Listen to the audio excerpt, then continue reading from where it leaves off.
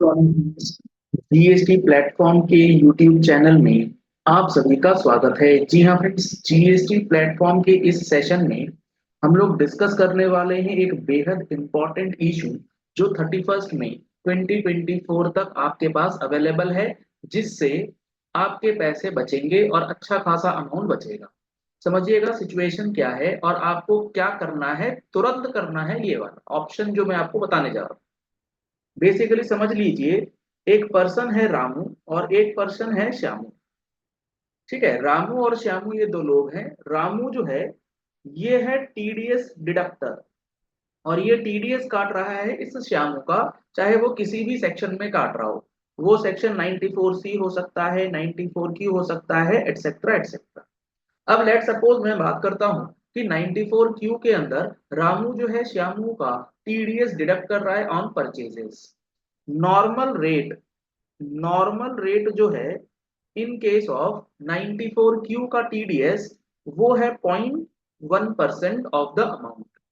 अब मान लीजिए कि अमाउंट जो इन्वॉल्व है, अगर वो आपका अमाउंट है 1 करोड़ रुपए और इस पे नॉर्मल टीडीएस जो कटेगा, नॉर्मल टीडीएस जब कटेगा तो आपके पास जो अमाउंट आएगा वो आएगा 10,000 रुपीज एट नॉर्मल रेट। लेकिन ये जो नॉर्मल रेट है ये कब लगेगा? ये नॉर्मल रेट तब लगेगा जब श्यामू के पास एक्टिव एंड ऑपरेटिव पैन हो। एक्टिव एंड ऑपरेटिव पैन होना चाहिए श्यामू का। अगर श्यामू का पैन एक्टिव और इनऑपरेटिव नहीं है तो उसे इनएक्टिव माना जाता है और इनएक्टिव पैन पे नॉर्मल रेट ऑफ टीडीएस नहीं लगेगा। समझ में आ गई ये पॉइंट नंबर 1? हाँ सर, ये बात तो समझ में आ गई। ये एक्टिव और ऑपरेटिव क्यों नहीं है और ये कैसे होगा? तो इसके लिए आपको ये समझना चाहिए कि श्यामू जो है वो अपने पैन को और अपने आधार को अगर वो लिंक नहीं करता है तो वो एक्टिव और इनऑपरेटिव स्टेटस में चला जाता है। यानी कि पैन तो एक्टिव है लेकिन वो इनऑपरेटिव है। तो आपका वो पैन जो है एक तरीके से डीलिंक रहता है आधार के साथ। अगर आप इसे लिंक कर देते हैं तो आपका जो पैन है ये हो जाएगा एक्टिव एंड ऑपरेटिव। और आपके ऊपर यानी कि श्यामू की जो भी डिडक्शन है, जो भी लाइबिलिटी है, वो क्या हो जाएगी? वो नॉर्मल रेट से हो जाएगी। अदरवाइज अगर वो पैन आधार लिंक नहीं करता है जिसकी वजह से उसका पैन एक्टिव तो रहता है बट वो हो जाता है इनऑपरेटिव, तो क्या होगा? ये आपका नॉर्मल रेट ना हो करके हायर रेट ऑफ टीडीएस जो है वो लग जाएगा, चाहे वो 5% हो या 20% हो, एज द केस। तो अब इससे फर्क क्या पड़ जाएगा इस रामू के ऊपर, यानी कि आपके ऊपर। आपने लेट सपोज टीडीएस की रिटर्न फाइल करी और उस टीडीएस की रिटर्न में आपने टीडीएस काटा एट द रेट ऑफ 0.1% और आपने 10,000 रुपीज पे कर दिए चालान के थ्रू और अपनी रिटर्न जो है वो फाइल कर दी। अब जो हमारा पोर्टल है टीडीएस वाला, इनकम टैक्स की मैं बात कर रहा हूँ, वो क्या करता है? वो जितने डिडक्टीज हैं जिनका भी आपने टीडीएस काटा है उन सब का पैन नंबर आप डालते हैं। वो उन सारे पैन को वैलिडेट करता है और ये चेक करता है कि कौन से ऐसे डिडक्टीज हैं जिनका pan active plus operative status में है और कौन से इतने हैं जिनका pan active plus inoperative status में। जिनका पैन एक्टिव ऑपरेशन में है उसमें तो कोई दिक्कत नहीं, लेकिन ये एक्टिव इनऑपरेटिव के केस में क्या होगा? आपका हायर रेट ऑफ टीडीएस पे लाइबिलिटी बनेगा। यानी कि रामू की लाइबिलिटी कितनी हो जाएगी? इसने जमा करा होगा 10,000 एट नॉर्मल रेट, लेकिन इसको पोर्टल डिमांड भेज देगा 5% या 20%, as the case may be. तो डिफरेंस अमाउंट जो है वो रामू को पे करना पड़ रहा है। ये है सिचुएशन। तो सर अब 31 मई से पहले क्या है ये मामला पूरा, ये बताओ। तो 31 मई 2024 से पहले क्या है, आप इस बात को समझिएगा कि अगर आपके पास as a Ramu, as a deductor ऐसी कोई डिमांड आ गई है तो आप फटाफट पहले ये चेक कर लीजिए कि कौन से ऐसे डिडक्टीज आपके हैं जिन्होंने अपना पैन आधार लिंक नहीं कराया, जिसकी वजह से उनका पैन आधार इनएक्टिव हो चुका है और आपकी लाइबिलिटी आ गई है उनकी वजह से। तो आप सबसे पहले ऐसे पर्सन्स को आइडेंटिफाई कर लीजिए, उनके पैन नंबर को, और उनसे कांटेक्ट कर लीजिए।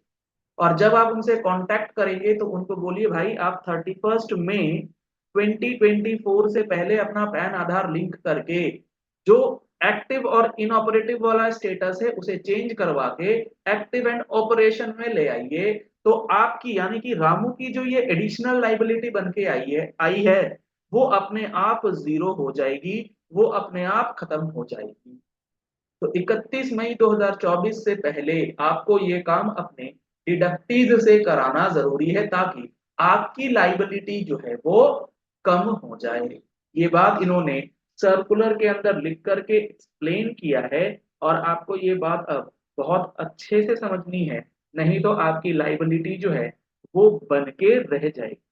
क्योंकि यहाँ पर जो सर्कुलर आया था, इस सर्कुलर ने क्या बोला कि several grievances have been received from the taxpayers that they are in receipt of the notices intimating that they have committed default of short deduction or the collection of TDS or TCS while carrying out the transactions where the PAN of the deductee, यानी कि रामू के पास notice आया कि आपने जो है short amount जमा किया है। क्यों ऐसा? क्योंकि डिडक्टी यानी कि श्यामू का पैन जो है वो क्या है, वो इनऑपरेटिव स्टेटस में। In such cases, as the deduction collection has not been made at a higher rate, demands have been raised by the department against the deductor or the collector। तो इस वजह से रामू के ऊपर जो है लाइबिलिटी आ गई है हायर रेट ऑफ टीडीएस की, क्योंकि श्यामू का पैन आधार लिंक नहीं है जिसकी वजह से वो इनऑपरेटिव है। तो with a view to redressing these grievances faced by the deductors or collectors, the board in partial modification and in continuation of the circular number 3 of 2023 वो स्पेसिफाई अब ये कर रहे हैं कि the transactions entered into up to 31 March 2024, जो transactions 31 March 2024 या उससे पहले हुए हैं, and in cases where PAN becomes operative as a result of linkage with Aadhaar, तो लिंक आधार से करते ही वो पैन हो जाएगा ऑपरेटिव ऑन और बिफोर 31 मई 2024, लेकिन ये कार्रवाई हो जानी चाहिए 31 मई 24 से पहले। There shall be no liability or the deductor or the collector to deduct tax at a higher rate. तो यहाँ पर आपको हायर रेट पे कोई डिडक्शन करने की जरूरत नहीं है, वो लाइबिलिटी जो आई डिपार्टमेंट से वह स्वतः खत्म हो जाएगी। 31 मई का ये टाइम बेहद इंपॉर्टेंट है आपके लिए, ये कोर्स करेक्शन करने के लिए बेहद इंपॉर्टेंट एस्पेक्ट जो है वो निकल के आ रहा है। तो इसको जल्द से जल्द कर लीजिए, अदरवाइज आपकी जो लाइबिलिटी है वो काफी हद तक बढ़ सकती है। क्योंकि 5% आप समझ रहे हो उस बात का, 1 करोड़ के ऊपर जब 5% लग करके आएगा तो आपकी लाइबिलिटी हो जाएगी 5 लाख रुपए, जबकि आपने पे करा हुआ है 10,000, होना भी 10,000 चाहिए। सिंपल सा एक पैन और आधार लिंक नहीं हो रहा है, इसकी वजह से 4,90,000 रुपए एक्स्ट्रा पेमेंट करने पड़ रहे हैं विद इंटरेस्ट फलाना। तो आप देख लो कितना बड़ा डिफरेंस जो है इस एक दिन के गैप के लिए आपको। चलिए इस वीडियो को यही एंड करते हैं, आशा करते हैं आपको ये पॉइंट जो है वो बहुत अच्छे से समझ में आ गया होगा कि अब आपको करना क्या है। अब बात करते हैं जीएसटी के फुल कोर्स की, जिसके अंदर आपको 180 घंटे से ज्यादा की क्लासेस प्रोवाइड की जा रही है, जिसमें जीएसटी के एक एक सेक्शंस का कवरेज आपको मिलेगा। 180 घंटे की ये क्लासेस आपको लाइव और रिकॉर्डिंग सेशंस के रूप में दी जाएंगे। जो क्लासेस हो गई हैं उसकी रिकॉर्डिंग्स आपके लिए अवेलेबल है, अपकमिंग क्लासेस लाइव आपको दी जाएंगी विथ रिकॉर्डेड। अगर आप सिर्फ जीएसटी का लिटिगेशन कोर्स करना चाहते हैं जिसमें हम लोग assessment, demand recoveries, appeals, offences, penalties, revisions ये सारा एस्पेक्ट कवर करेंगे, तो आप हमारा जीएसटी का लिटिगेशन कोर्स जो है वो भी ज्वाइन कर सकते हैं, जो कि इस फुल कोर्स का ही पार्ट। अगर आप इन कोर्सेज में इंटरेस्टेड हैं, ज्वाइन करना चाहते हैं, तो नंबर्स आपको स्क्रीन पे दिए गए, इन नंबर्स पे कॉल करके व्हाट्सएप करके आप डिटेल्स ले सकते हैं, या फिर आप हमारा mobile application GST platform download कर सकते हैं, प्ले स्टोर पर अवेलेबल है, लिंक आपको वीडियो डिस्क्रिप्शन बॉक्स में दिया गया है। एप्पल स्टोर पे भी ये एप्लीकेशन जो है वो बहुत ही स्मूथली चले। अगर आप पहली बार आए हैं हमारे चैनल पर तो आप हमारे चैनल को फॉलो कर सकते हैं, सब्सक्राइब कर सकते हैं for regular notification and GST और इनकम टैक्स से रिलेटेड जो मंथली टैक्स मैगजीन है, अगर आप उसकी सब्सक्रिप्शन लेना चाहते हैं तो सेम नंबर पे कॉल करके व्हाट्सएप कर टैक्स मैगजीन का सब्सक्रिप्शन ले सकते हैं, जिसमें monthly GST judgments and important updates provide किए जाते हैं। Thank you and have a nice day.